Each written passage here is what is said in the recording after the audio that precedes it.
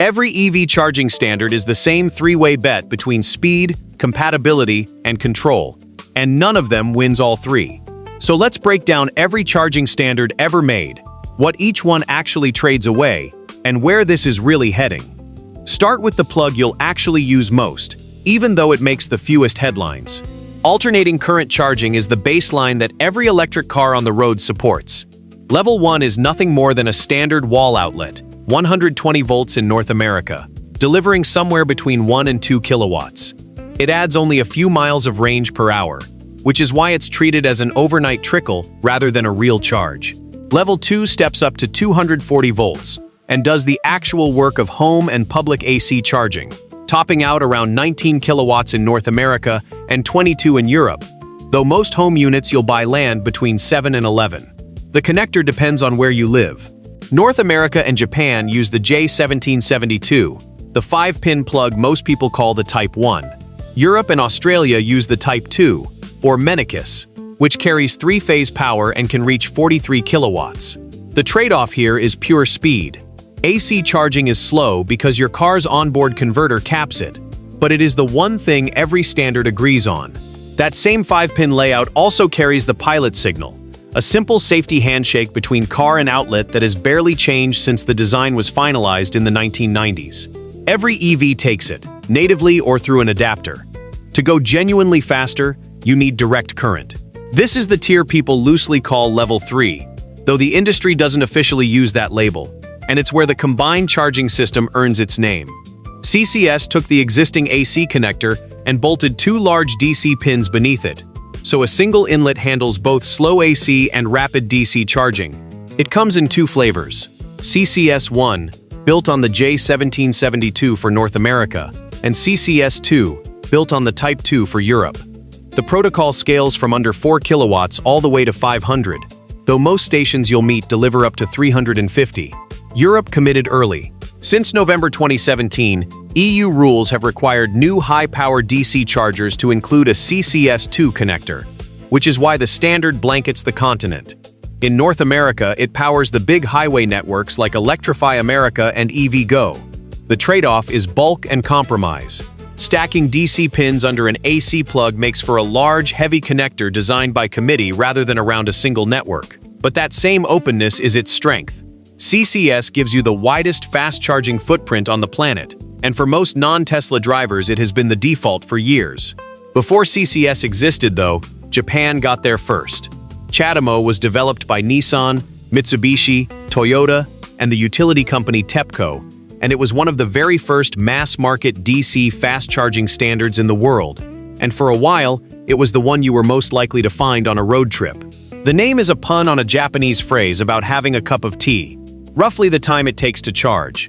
It used a separate, DC-only connector, kept completely apart from the AC plug, and it pioneered something the others took years to match: bidirectional charging, letting a car push power back into the grid, or a home, long before anyone else offered it. Most CHAdeMO hardware in the field runs between 50 and 100 kilowatts, though the later specification reaches 400.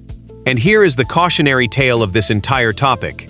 Every major Western network stopped installing it. Electrify America ended new installations back in 2022, and in North America, the standard now survives on essentially one car, the Nissan Leaf, whose owners increasingly have to plan routes around a shrinking pool of chargers. The trade-off was betting everything on a standalone plug and an early lead, then watching the industry standardize around almost everything except that bet. But there's a second layer to every one of these standards that never shows up in a plug diagram. Both the combined charging system and the North American charging standard lean on a communication protocol called ISO 15118, which handles something called plug and charge. Connect the cable, and the car and the station authenticate each other and start billing automatically. No app, no card. It's convenient, but it's also a target. Security researchers have demonstrated a real-world wireless man-in-the-middle attack against that exact handshake, intercepting the negotiation between a car and a charging station without either side noticing it happened. The lesson is blunt. A connector is a shape you can see. A protocol is the handshake you can't. And increasingly, that's the layer actually deciding who's in control.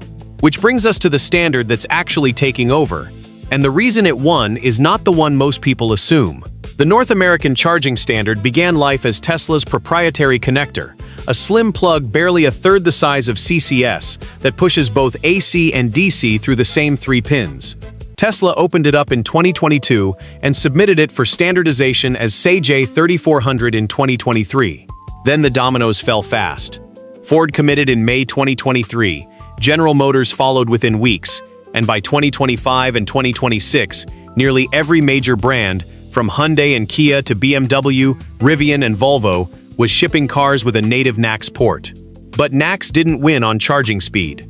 Its superchargers top out around 250 kilowatts, no faster than a strong CCS station. It won on control, on reliability, and on sheer coverage. Tesla owns the largest and most reliable fast-charging network on the continent, with well over 50,000 stalls, and adopting the plug was simply the price of entry. Legacy CCS owners aren't stranded, though. Federal rules under the National Electric Vehicle Infrastructure Program still require every publicly funded fast charger to include a CCS connector. And Tesla itself sells a $230 adapter that lets its own cars fast charge at any CCS station at full speed. The reverse trip is messier. Most older CCS vehicles can only reach a supercharger through a slower, AC-only adapter, not the fast DC pins. That's the real lesson. The connector was only ever a proxy for the network sitting behind it. If NACS shows what control looks like for one company, GB.T shows what it looks like for an entire country. GBT is China's mandatory national standard, and China is not a small corner of this story. It runs the world's largest charging network, with more than 3 million public points, and accounts for well over half of every electric vehicle sold on Earth.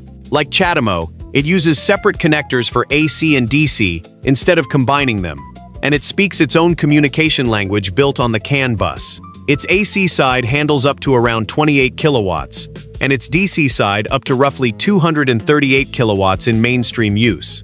The trade-off is deliberate isolation. GB.T is not compatible with CCS or NACS without an adapter, and outside China it is almost nowhere to be found.